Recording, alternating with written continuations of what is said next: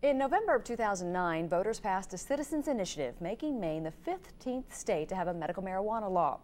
Changes to that law are at the center of a number of complaints from licensed caregivers and patients who say their rights are being violated. Rob Poindexter joins us now from our Waterville Bureau with a look at some of the issues surrounding the medical marijuana law. Rob? Thanks, John. Thanks, Catherine. Well, I spent the past few weeks talking to caregivers, patients, and state officials as they all struggle to find a middle ground that they can all seem to abide by. John Stewart is a licensed medical marijuana caregiver and a patient. He can grow marijuana for up to 5 patients plus himself. Under current rules, caregivers can grow 6 flowering marijuana plants per patient and have 2.5 ounces of prepared marijuana per patient.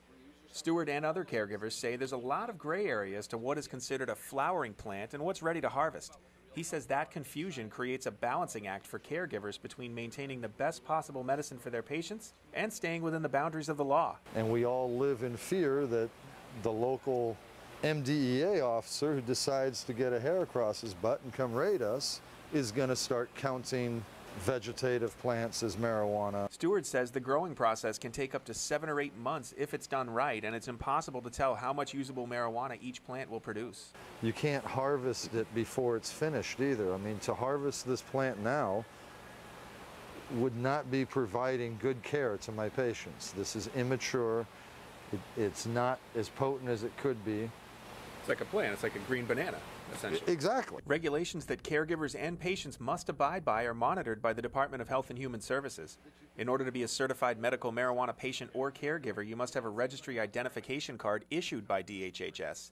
The fee for a caregiver is $300 per patient, and the patient pays an additional $100 before they're both considered legal. Also, patients need a recommendation from their doctor sent to DHHS, which contains confidential medical information. No other medication has this requirement. And they're extremely inefficient.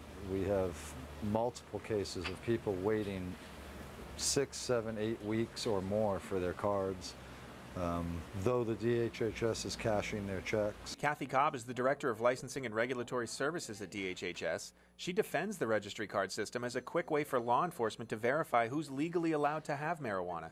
Caregivers' frustrations boiled over at a protest at DHHS in April. It's caused suffering in our family. We've been waiting since February, ma'am. We have people who have submitted their applications in January and had their check cashed who still don't possess a card, which puts them in a tight legal position because as of January 1st, the law stipulates that you must be in possession of a registry identification card to have any protection from the law. But we're processing cards as quickly as we can. Cobb says her small staff is having trouble keeping up as the number of applicants is on the rise. In January, we issued 204 cards. February, we issued 155. In March, we issued 287. And in April, we issued 221. There's now 1,200 patients, 312 caregivers, and more than 100 doctors participating in the medical marijuana program. Some protesters were also told DHHS lacked portions of their confidential medical records their doctors say they already faxed to this office. I think people want to know that if you don't have my confidential sensitive information, then who does? We can't guarantee the numbers that are punched in to the fax machine at the doctor's office. And we have a dedicated fax machine here. So there's not very far from that fax machine to the filing cabinet for information to go missing. So, I can't explain that. But there's a balance between what the marijuana patients believe is their right to privacy and a mandatory registration system, and that'll all get resolved at some point.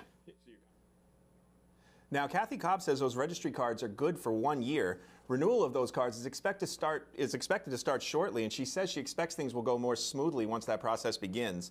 Tomorrow night in Part 2, we'll see how law enforcement is struggling to adapt to the medical marijuana law. We'll also go back out to John Stewart's greenhouse, where he and his wife will tell us about the night they were raided by the Maine Drug Enforcement Agency. To see this story again, go to WBAI.tv and click on Features. John? All right, thank you. Rob Poindexter reporting from our Central Maine Bureau tonight.